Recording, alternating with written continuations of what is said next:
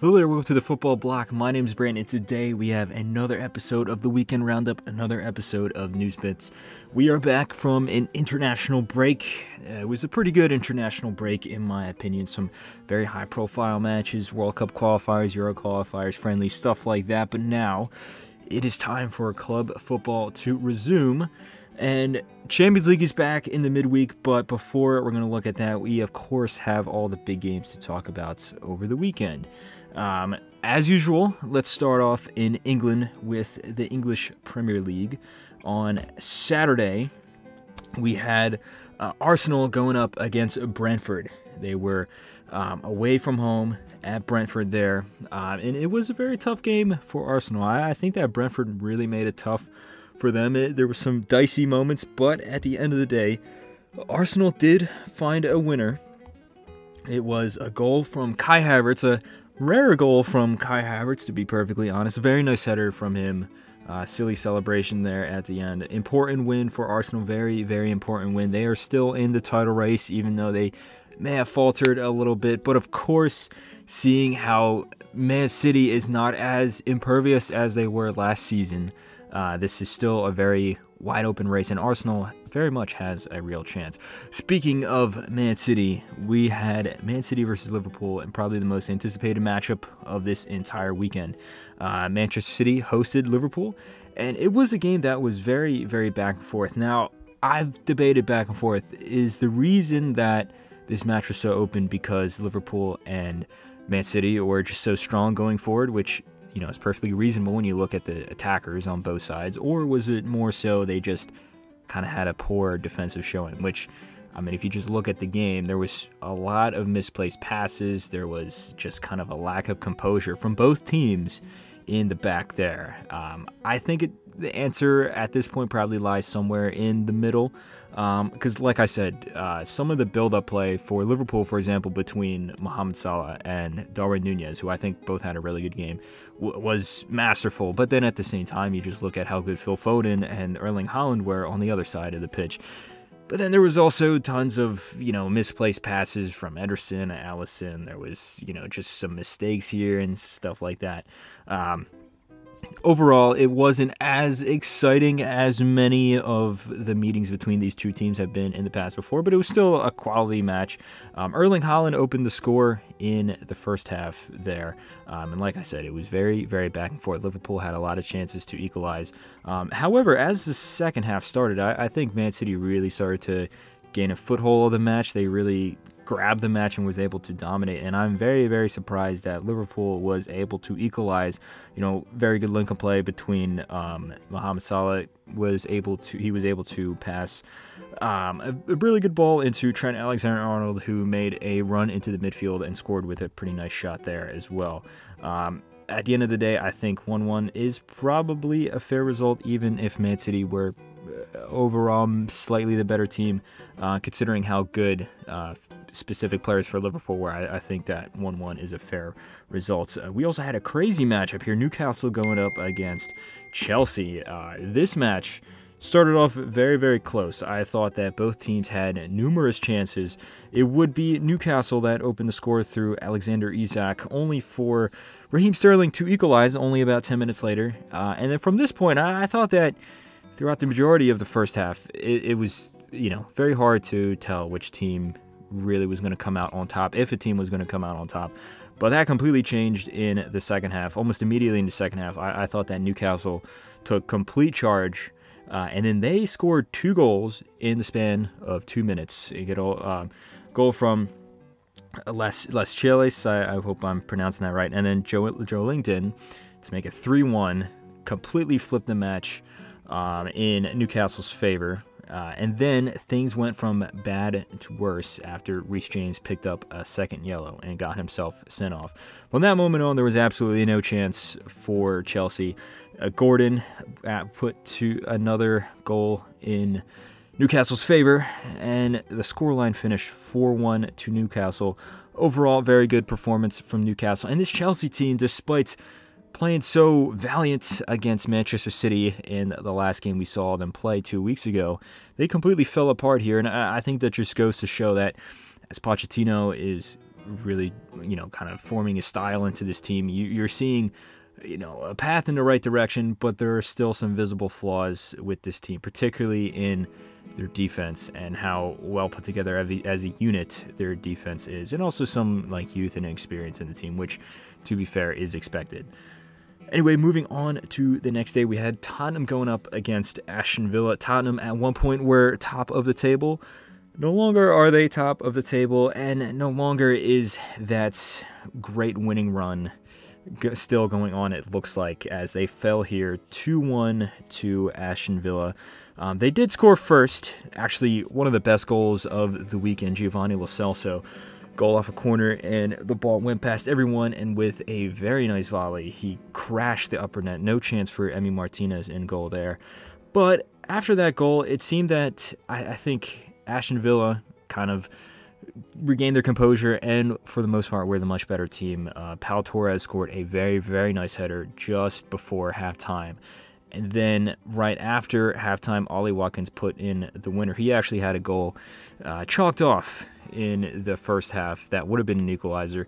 Like I said, I think Aston Villa were the better team, and this Tottenham team, like I said, were top of the table at one point, but they're falling apart here. I think that is just mainly due to the inexperience of this team. A new manager coming in, Postecoglou. He's done some great things, but you can't expect a team that had such a poor season last year, not to mention also losing Harry Kane, and a new manager coming in to just completely have everything right, all the box ticked and everything like that. There's going to be some hiccups in the road, and I think that's completely natural here.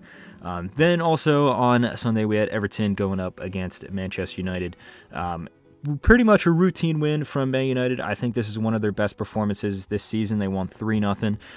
But the piece that is really important here to point out is the first goal that Man United scored in the 3rd minute from Garnacho. Absolutely wonderful bicycle kick. Ronaldo would be proud.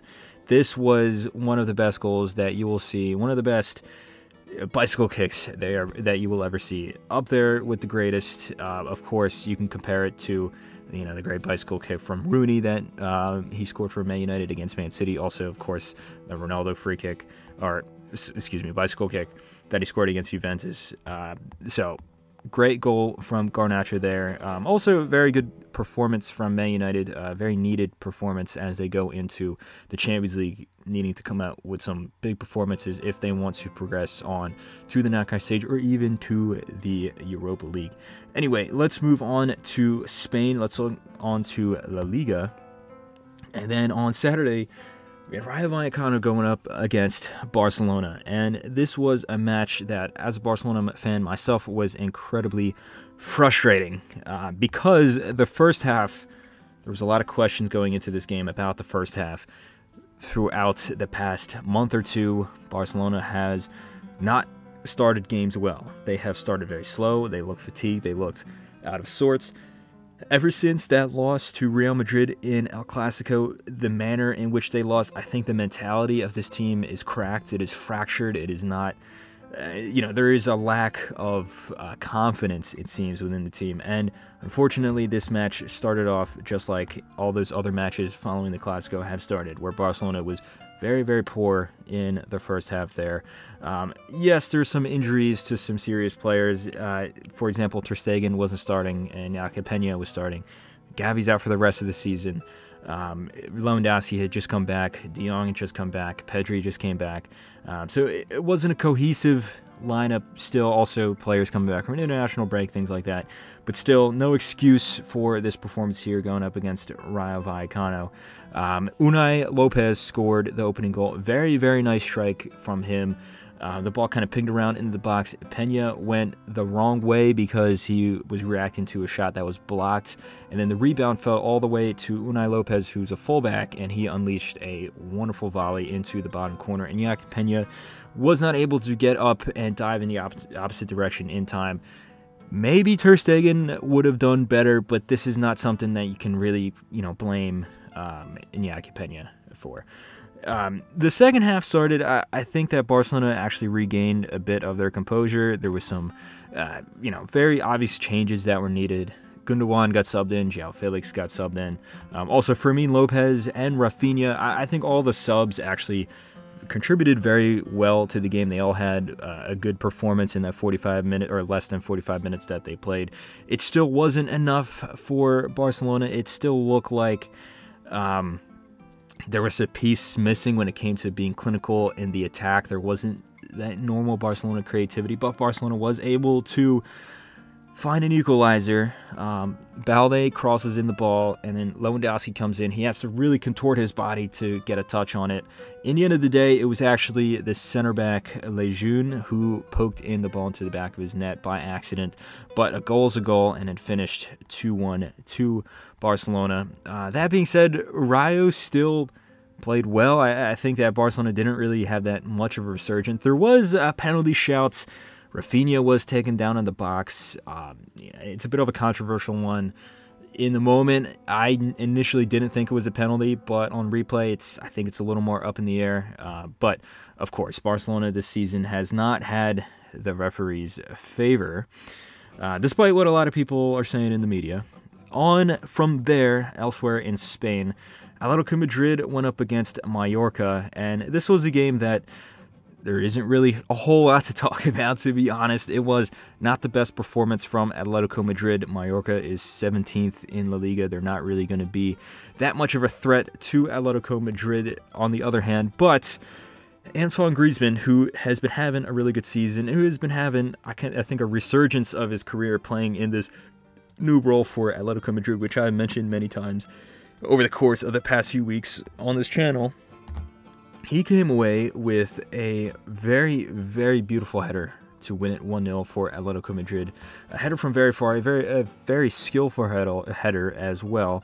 And then as a result, Atletico Madrid came away with a slender 1-0 victory there. We also saw a 0-0 draw between Valencia and Celta Vigo. This is a game that both teams absolutely needed a win. Valencia is not having the best season, maybe better than some expected. Still, they are struggling, and then Celta Vigo is really struggling. And then Rafa Benitez, as I was saying on the last episode, and the one before that, I believe, nothing is working for this team. And then sometimes it just seems like luck is against his favor. Of course, he's not, perfect. There are a lot of mistakes being made, but still, it's you almost have to feel for the guy. Absolutely nothing is working in his favor here.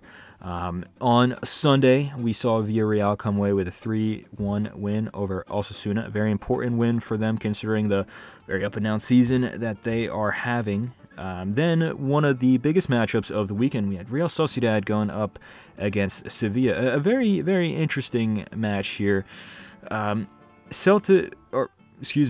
Sociedad would actually open the score here. It was a direct free kick, and on initial watch, it looked like a wonderful shot that just crept into the near post. But actually what happened is it took an unfortunate deflection of Dimitrovic. He made a save, but as he was falling, it hit his other foot beside his plant foot and then looped into the back of the net. Very, very unfortunate goal to concede from Sevilla's point of view.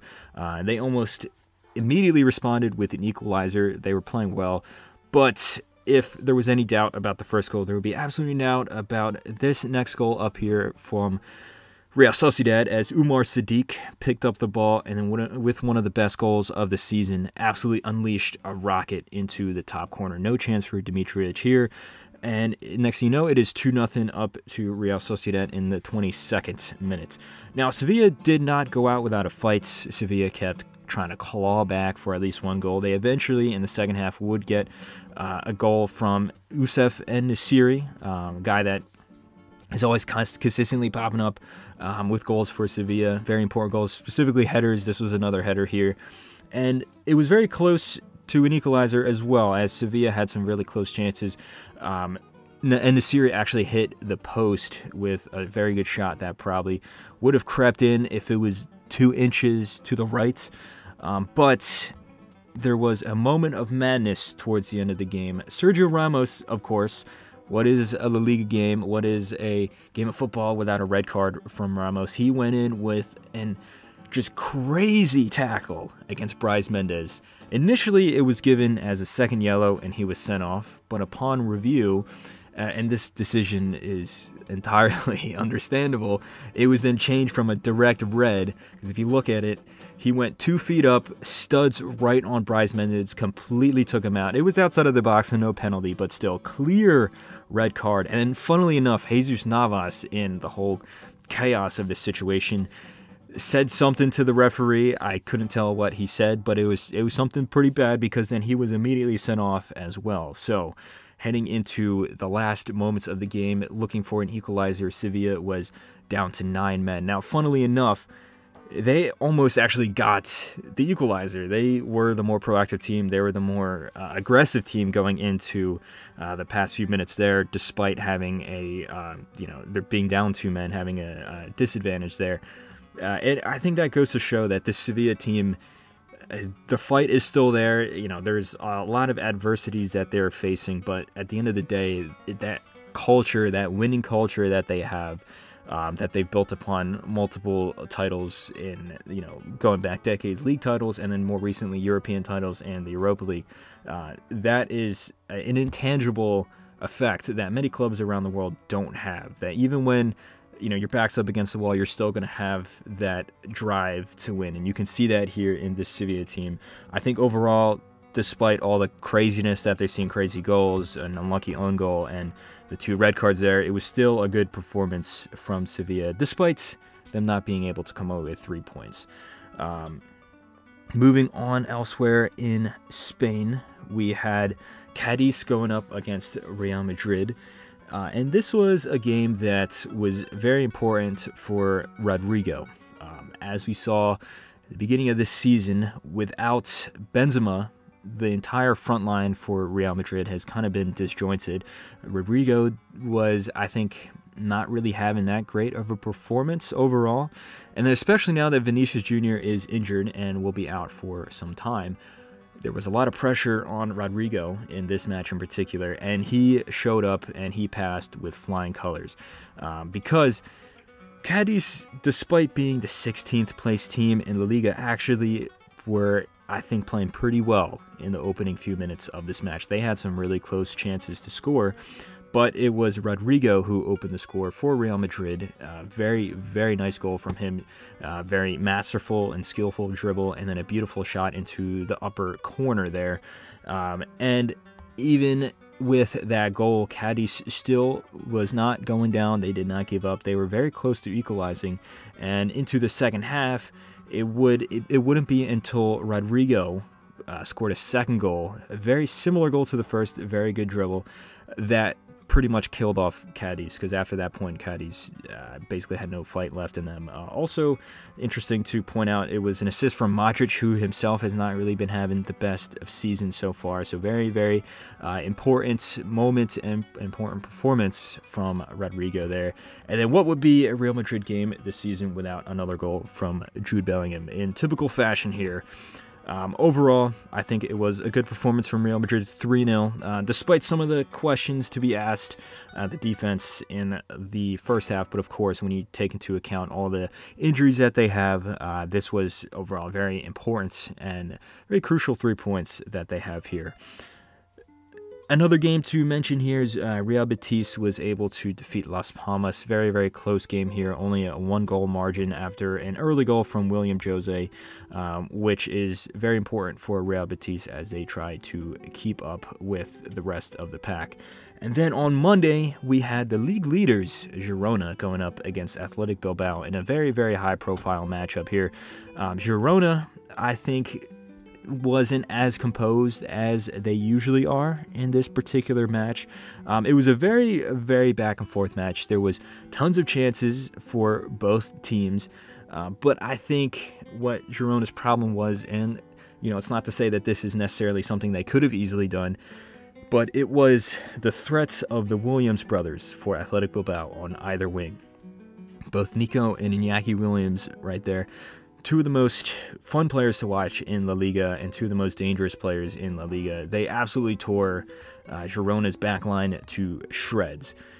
It was a very good performance from both of them, and they didn't score in the first half, and it would actually be Girona that's opened the score in the second half with a goal from Zygankov. I hope I'm pronouncing that right, the Ukrainian forward for Girona there. A good finish from him, but almost immediately after, Iñaki Williams with a very, very nice dribble was able to equalize. And then I think Girona just simply had no answer to the Williams brothers, as many teams in La Liga have found out as well. But the problem with Girona is they're not necessarily known for their great defense. If you look at the statistics this season, they pretty much have an average defense when you compare it to the rest of the top 10. What is important for Girona and what is the reason that they are at the top of the table was how good their offense was. It didn't matter how many goals they would concede because they would end up scoring far more. And this match in particular, I think Ernesto Valverde from Athletic Bilbao was able to set up his team perfectly to counter that and to counteract that very, very potent attack from Girona, resulting in this 1-1 draw here. But because of the 1-1 draw and because they did not pick up the 3 points, there is a new leader at the top of the La Liga table. We have Real Madrid. They are equal on points with Girona, both sitting on 35 points. However, in La Liga, it is down to your performance against it's down to head-to-head, and Real Madrid defeated Girona a few months ago, so at the moment Real Madrid is top of the league. And then there's a bit of a drop-off, 4 points drop-off, and then you see Atletico in third. Granted, Atletico does have a game in hand, and then Atletico is tied on 31 points with Barcelona. Although Atletico have a better goal difference there, and they have yet to play each other, so they don't have a head-to-head record yet. And then there is a bit of a drop-off, and then you have Athletic Bilbao in 5th place with 25 points there. Athletic Bilbao, in my opinion, have been having a pretty decent season so far. Moving on to another league, let's go to Italy with Serie A.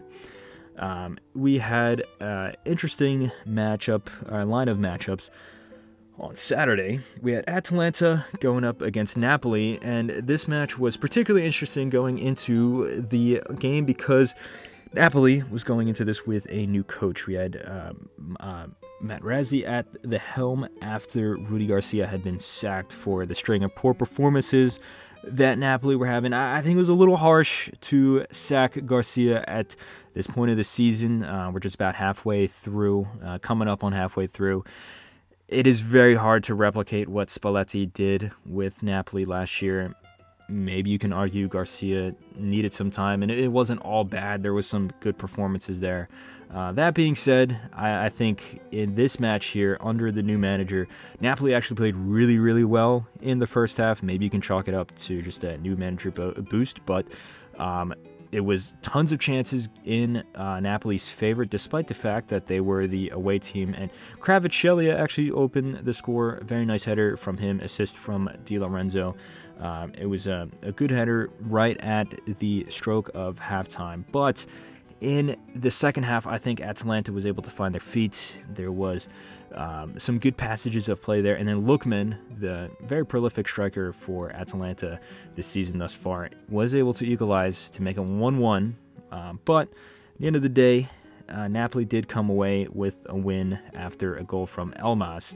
And Materazzi will be vindicated because it was both the substitutes, Elmas and Osimhen, who came off the bench that combined for the goal there. Although I have to say it was a bit of a lucky goal after a defensive calamity from Atalanta. So if you look at this performance overall, the first half was very, very impressive, very, very good from Napoli. It looked like the Napoli of last year, but the second half started to look more like the Napoli of this season. It was a little disjointed, some defensive mistakes and stuff like that. But they still were able to come away with the win, and they still were able to come away with the 3 points. So very important for Materazzi, very important for Napoli.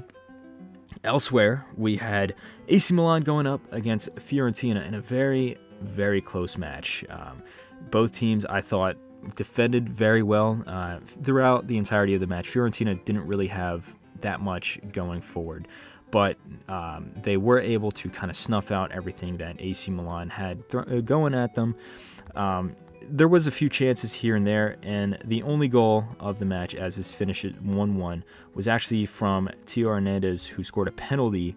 He also won the penalty as well. This was right at the end of the first half. He got pulled down in the box. He stepped up very cool and calm, put away the penalty there. Fiorentina, despite not having a lot of chances throughout the match, were basically a touch away from equalizing in the 95th minute.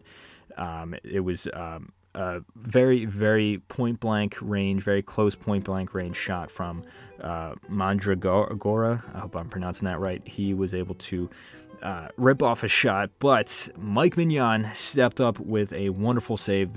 It's actually funny, if you watch the replay, the ball actually deflected off his face. He put his whole head behind it. Very, very heroic finish there.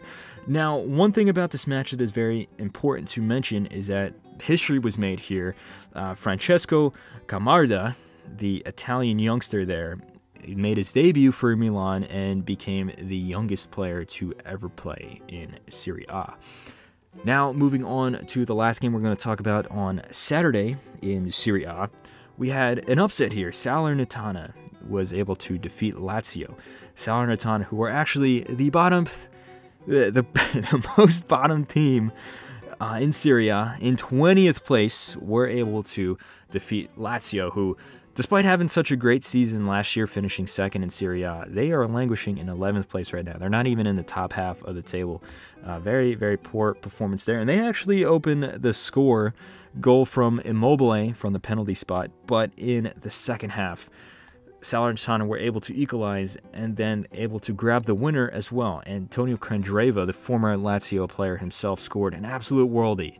It was a free kick, but it was played short, and then he just ripped an absolutely, insane long shot that somehow found its way into the goal. Probably the best goal of the season best goal of the weekend. It's a contender for goal of the season, but probably the best goal of the weekend. It's up there. There's been a lot of really good goals this weekend. This and Garnacho's bicycle kick, in my opinion, are tied for best goal we've seen this weekend there. And as I mentioned, very disappointing victory from Lazio, and very surprising win for Salernitana, their first win of the season, funnily enough. Sometimes these crazy things happen in football, and this time, this is it. With Salernitana come away with their first victory against Lazio of all teams, with Candreva of all players scoring the winning goal with an absolute rocket. Moving on to Saturday, we had, besides Man City and Liverpool, the most high-profile matchup in Europe this weekend, with Juventus going up against Inter Milan. Historic matchup here. Tons of famous games have been played between these two teams here. I thought that, at least in the first half, this game lived up to the billing. It was a very fun 45 minutes here between these two teams. Both teams actually had a lot of chances. Very surprisingly so, because a lot of people would describe both of these teams as kind of being pragmatic or maybe defensively styled teams, but both teams were just slugging it out. And Vlahovic opened the score after a wonderful run from Chiesa, who was released on the left flank, and then he didn't even require any tricks. There was no crazy step overs or anything like that, just with a very smart move, very quick feet. He was able to create space for himself and then cross the ball to Vlahovic, who basically had all the work done for him. All he had to do was slot the ball into the bottom corner, although he had a very classy finish to just take it one time and put it underneath Sommer in Inter Milan's goal there. 1-0 to Juventus, and interestingly enough, you would usually expect Juventus, once they grab the lead, or any team under Allegri, but Juventus in particular, to kind of just batten down the hatches and just basically close up the match or ride out the 1-0 lead. How many times have we seen this before? But they did not do that. They actually pushed for a second goal. They went for it. They were really looking for an extra goal there. But they left themselves open on the back. Very, very quick build-up play from Inter Milan. Released Thuram on the wing, and then in almost a repeat of the goal that Juventus scored, he was able to cross the ball into Lautaro Martinez, the top goal scorer of the league so far, who, with a pretty simple finish, classy but simple finish, was able to tuck the ball under Szczesny. And at this point, it was 1-1. There was some chances for both teams going into the rest of the first half, but after that, I think both teams kind of realized that a draw wouldn't be the end of the world for both of these teams here. Obviously, Inter still top of the table, and they have a 2-point gap over Juventus, who in second place. And Juventus doesn't necessarily suffer from a draw either. And they notice that going forward is when they leave themselves open, and against a team like Inter Milan with such quick players, such masterful players in the midfield. If you look at that midfield of Çalhanoğlu, Barella, and Mkhitaryan, who can just play you off the pitch, you have to be very wary with how you are going forward. So I think that both teams kind of recognize that, like I said, a draw isn't the end of the world. And unfortunately for us fans, that meant that the second half was nowhere near as interesting as the first half. We did see Cuadrado come off the bench, however. Cuadrado, who used to play for Juventus, who, in my opinion, would have been a Juventus legend if he either just left and didn't go to another Italian club, or maybe went to a smaller club, or just stayed at Juventus, which they probably could have used in this season considering the injuries that they have in that position. But he came off the bench for Inter and then was not particularly greeted well by either the Juventus fans or the Juventus players. He got kicked around a bit, and it's hard to not see why. But the match finished 1-1. If you look at the table, Inter Milan is still top of the table, as I said before, with Juventus in second. AC Milan, they've kind of dropped off a little bit, but they are still in third. And then Napoli is back up to fourth. And then Roma shot up to fifth after their win over Udinese. Very, very good win from them, and in particular in attack, as all their players, Dybala, Lukaku, Azmoun, Serdar Azmoun, all had a very, very good match. There were some really nice goals here. Roma had a very tough start to the season, but I think we're starting to see, the bigger picture. We're starting to see what Jose Mourinho is trying to set up for this team here. Anyway, let's move on to the Bundesliga in Germany. And if you look at the matches here on Friday, we had Cologne going up against Bayern Munich. Very, very close game.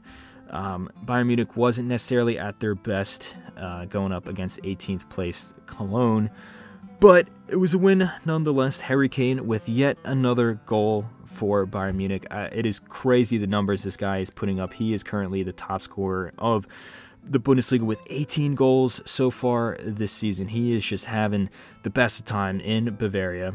Moving on to Saturday, we had a big matchup against Eintracht Frankfurt playing Stuttgart. Now, Stuttgart was the surprise team for a while. They looked like they dropped off a little bit. Guirassy, their star attacker, looked like he kind of fell off a little bit. His goals dried up. And while he did come back from an injury and he did not score today, though, Stuttgart is back to their winning ways. They came away with a 1-0 win over, 2-1 win over Eintracht Frankfurt here. Almost like all the goals, all three goals actually, were in the first half, interestingly enough. But very important win from Stuttgart, who remain in third place.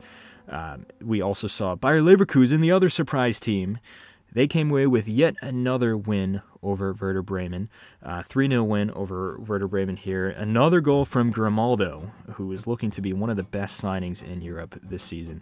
And this Bayer Leverkusen team, they just keep going on. They just keep winning every one of their matches. They're playing really well. They're playing some good football.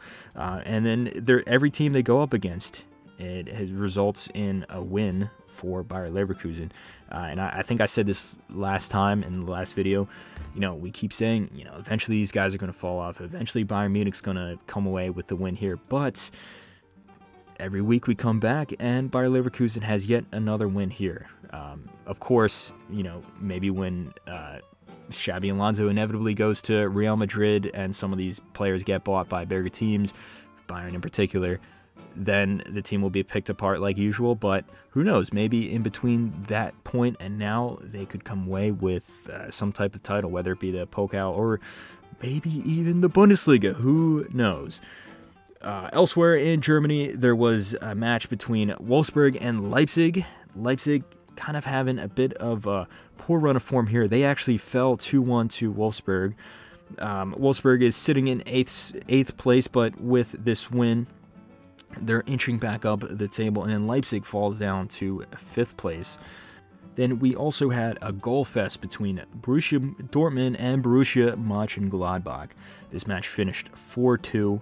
Dortmund actually made a 4-goal comeback after being 2 goals down to Mönchengladbach, who raced to a 2-0 lead in the first 28 minutes of the match. But a trio of goals, all within 10 minutes of each other, roughly, in the first half, saw Borussia Dortmund head into halftime with a 3-2 lead, interestingly enough, and then they were able to score another right at the end to make it 4-2. But absolutely crazy match, kind of a typical Bundesliga match, tons of goals, not the best defending, but very, very fun match to watch.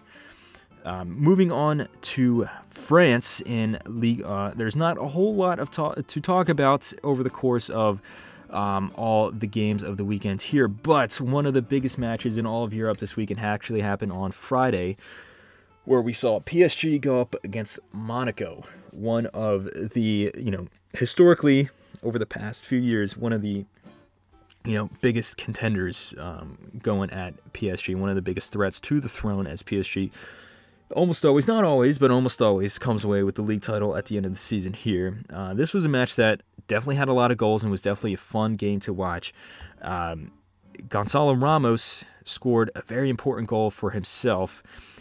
He opened the score here in the 18th minute, and it was actually a very lucky goal where the goalkeeper spilled the ball. He was able to tap it in. But for this guy who hasn't been having the best start to life for PSG, hasn't been terrible, but this was a goal that he desperately needed, especially when you look at the competition where there's, Marc Asensio, there's Dembele, there's Kolo Muani, and then, of course, Mbappe. There's a lot of guys vying for that forward spot there, and this is a goal that's very important from him. And just as it looked like PSG were going to continue to ride out a typical lead over one of their rivals, they made a series of defensive mistakes that almost led Monaco to score, and one of those eventually did lead to a goal from Monaco after Donnarumma got caught trying to play out the back. Yet again, we've seen this multiple times over the past few years, over the past 2 years after his start as the beginning of his stint at PSG. He passed the ball right to Minamino, and Minamino just was able to settle the ball with a good touch and then rip a shot. Now, it did take a bit of an unlucky deflection, but still, all the blame on that falls on Donnarumma for not just clearing the ball or not making a smart pass with that. But before it could get out of hand for PSG, they were able to regain the lead after Dembele won a penalty, bit of a soft penalty, but still a penalty, and Mbappe slotted it without any doubt in his mind. Now, into the second half, I actually thought Monaco were looking very close to getting an equalizer. It was very back and forth, but in the 70th minute, Dembele put the game to bed. Wonderful touch from him to settle the ball with the outside of his foot, and then a very, very nice shot into the top corner at the near post to make it 3-1 to PSG. And then only 2 minutes later, Vitinha was able to curl in a beautiful long shot into the opposite top corner there. At that point, it was pretty much match set and done, or as it seemed, because another defensive mistake, this time from the entire back line of PSG. They were playing a very, very high line the entire night. Mistake there led Balogun one-on-one with the goalkeeper. He was able to slot it past Donnarumma there to make it 4-2. And Ben Yedder then came off the bench. He was, I believe, kind of nursing an injury, so Balogun was starting in his place, and Balogun had a pretty good game overall. And it was looking like maybe there'd be a comeback, maybe there would be some type of resurgence from Monaco, but Kolo Muani was able to stab home, deflected clearance from Maripane, the center back for Monaco, to make it 5-2 to PSG. Tons of goals in this match. Very, very fun match to watch overall. But PSG, kind of as expected, come away with the 5-2 win here. Elsewhere in Ligue 1 this weekend, Strasbourg held Marseille to a 1-1 draw. And then, unfortunately for Lyon, they lost yet again. Yes, they had a win 2 weeks ago, their first win of the season, but they could not follow that up with a second win here after fourth place Lille defeated them 2-0 in a very routine performance from Lille. At the moment, Nice is second place behind PSG after their very close 1-0 win over Toulouse as well. So anyway, guys, that has been this episode of the Weekend Roundup. That has been my recap of all the major games that is happening across Europe this weekend. Let me know what you think. Let me know what you thought of the PSG Monaco game, the Man City Liverpool game. What did you think of Garnacho's bicycle kick, or Ramos's red card, again, his first red card for Sevilla, and of course, this guy, red cards follow him around everywhere he goes. Let me know what you think of everything that has happened this weekend. Don't forget to like, comment, and subscribe. Share this video with a friend. But anyway, guys, my name is Brandon. This has been the Football Block. Hope you guys have a nice rest of your night.